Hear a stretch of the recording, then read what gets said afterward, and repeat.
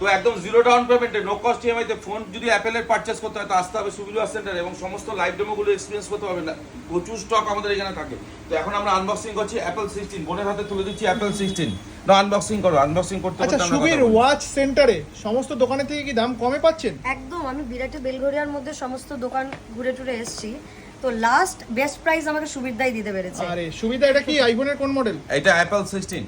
তো বোন আমাকে বলছিল অমুক দোকানে এই দাম ওই দাম, সবচেয়ে দাম আমরা কমে দিয়েছি।